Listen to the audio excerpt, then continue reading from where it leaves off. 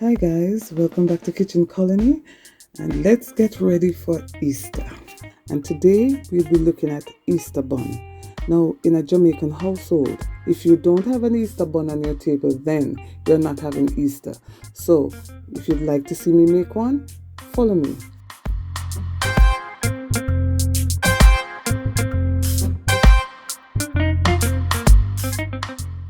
Before we move on, let me just take this time to thank my subscribers, old and new, and also my viewers.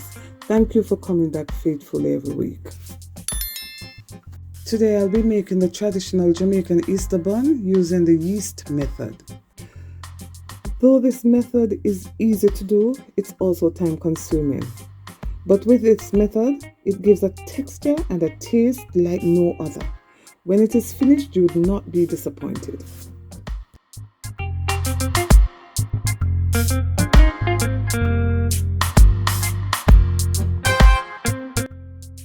For this we'll need 4 cups of flour, and this is bread flour.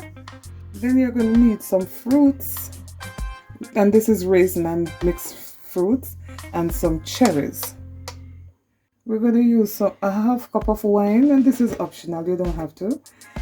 And Guinness, you can use Dragon or Malta, which one you prefer. I had Guinness, so I'm using that. Now for flavorings, we're going to use some vanilla. Then, we have some browning here. We're going to need some browning too. I'm going to use a little grounded ginger, nutmeg, mixed spice, and cinnamon. We're going to need some almond extract, honey, and molasses. We're going to use some yeast, which is a quick yeast, and you can use the other one. And we're going to use some butter. We need sugar, a cup of dark brown sugar, not white sugar, not the light brown, the dark, soft sugar, and a bit of jam. Now let's get our mixture ready. And remember, we're going to warm this mixture, so we're going to try and dissolve most of the items, and then we put it on the stove to warm for a little while. So I'm going to add my Guinness. We're going to add our wine, half cup. And this is fruit wine. This is a cup of soft, dark sugar. Dark brown sugar. Now it's time to add our molasses. And here I have a measuring spoon. And you see the measurement right there. And I need 1 tablespoon of molasses. And I'm going to the first line. Now it's time to add the honey. 2 tablespoons. Now I'm going to take it to the second line. There we go. And we're going to mix. Now we mix to dissolve the sugar, the honey, the molasses, and we're going to add some other stuff now. Now we're going to add a tablespoon of browning. We don't want more than that. I like my bun to be a little bit brown, not white. So that's why I'm adding browning. If you use more, it might be bitter.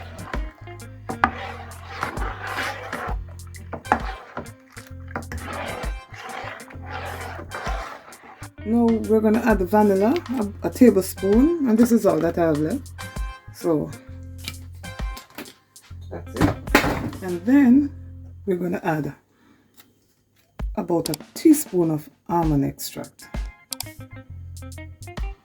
That's it. We mix. Now it's time to add our jam and butter, and then we're going to take it over to the stove. Now here we have 2 tablespoons of jam, and this is strawberry jam. You can use any jam you want. And 3 tablespoons of butter.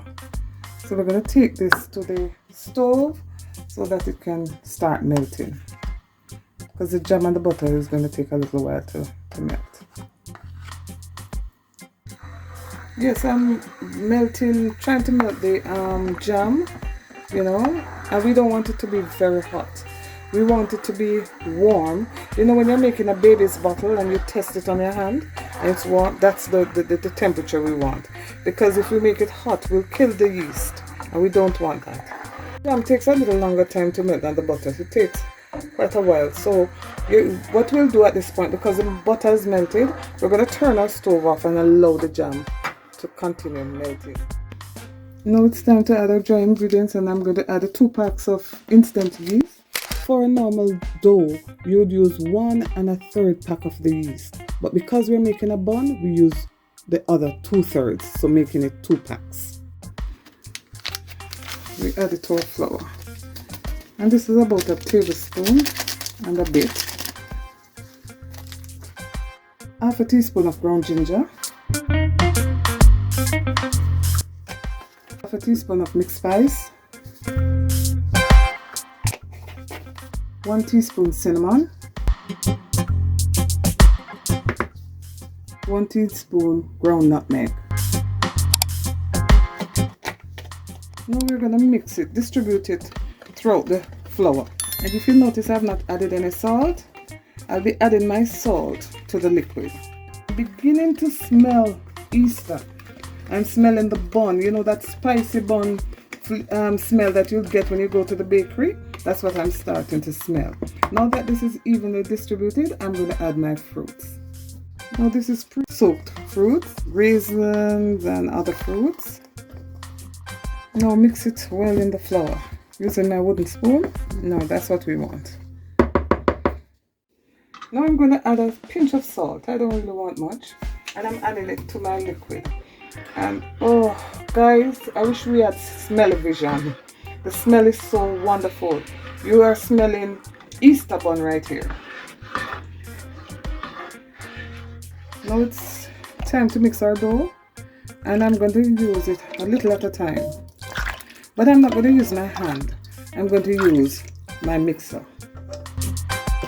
This mixture will give you 2 small loaves, or a loaf and some small buns. Now I've kneaded the dough for about a few minutes, about 5 minutes, 5 to 6 minutes, and now I'm removing it from the bowl, and I'm going to knead it for about a minute and then put it back in this bowl. Now your dough needs to be very soft. That's what you want, a soft dough. Stick into your fingers. I'm going to knead it for about a minute. We don't want a lot of flour. We don't want our dough to be dry, so we're just getting it together, getting it into a ball. We're going to use some oil, and in the same bowl that you took the dough from, we're going to oil it. Put enough oil, enough to coat the bowl and coat the dough. Taking my dough, now place it in a bowl, and we're going to cover with a towel or whatever you have. You could use foil paper, and put it in a dark place for an hour. Now it's about an hour later, and I'm about to remove it from the pan and give it a second knead.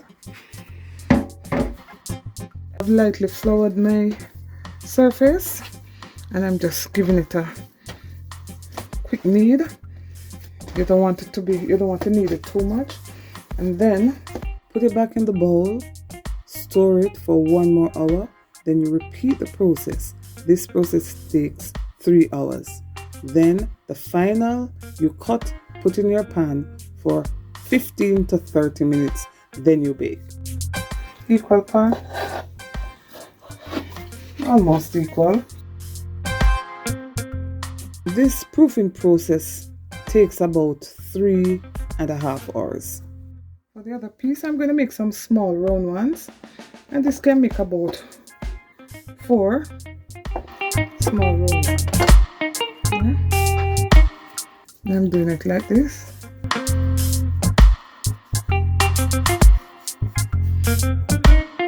And I'm placing it in my tea.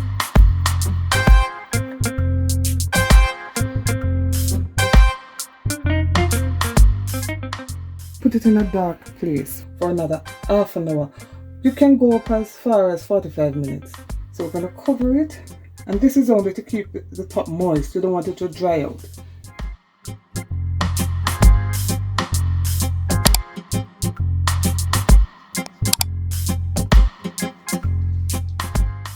I'll be adding fruits to one of the loaf before baking, and for the other, I'll add the fruits 10 minutes before it is completely baked.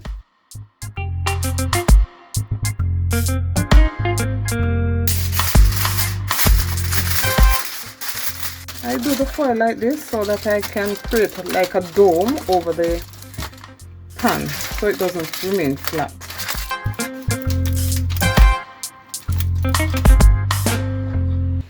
Now we put it in a preheated oven, 160 degrees.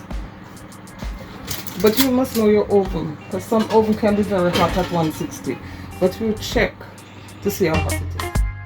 And now my round buns.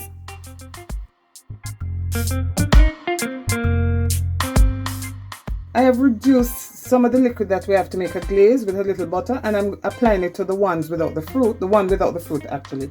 And now I have 10 more minutes to bake, 10 to 15 more minutes baking time.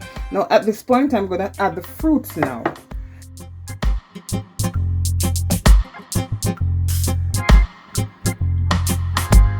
And then I'm just going to put back the foil paper because I want to retain the moistness, and put it back for about 15 minutes. We're going to cover it and then put it back in the oven. Turn your oven down. Remember you had it at 160, put it at about 100. Now this is the one that I'd already had the fruits on, so I'm just going to add some glaze to it. And then put it back in because it have about 15 more minutes to cover with the foil and put it back to bake. Now I'm using the foil because I don't want it to burn. You know, the glaze is very sweet and it's the quickest thing to burn. So I'm putting back the foil to keep it from burning.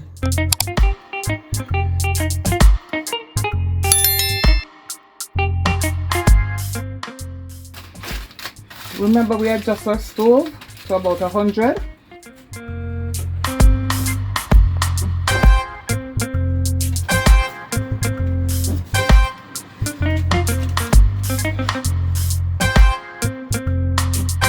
This is the first one, the one that we baked with the fruits. Now this is the second one, the one we baked without the fruit, and then we added it after. Now you can clearly see the difference. This is more embedded in the bun, and this one is just on top. Now we're leaving it to cool before we cut, or before we wrap and put it away for storage. It's cool, it's best you wrap it in cling film for storage because it keeps it moist, and it's best eaten maybe after 2 to 3 days. Now it's time to remove them from the pan. They're still warm, but I want to put them on the mesh, on the rack that is. So I'm just going to put this over so that when I shake it out, the fruits don't come.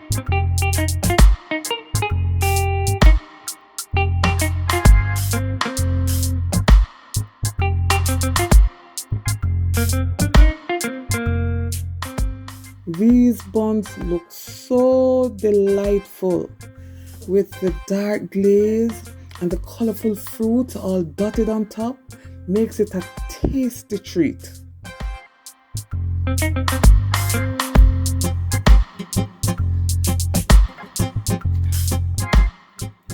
It's not only lovely to look at, but it is very tasty. Now here we have it, guys, the finished product, Jamaican Easter Bun. I hope you like it the way we do.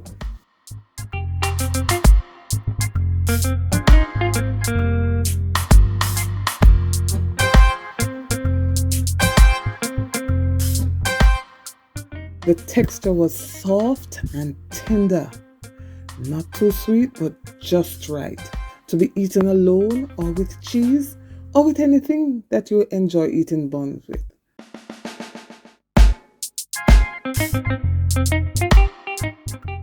Beautiful and tasty. If you've enjoyed what you've just watched, then please give me a thumbs up, share my videos, and if you have not yet subscribed, please remember to do so.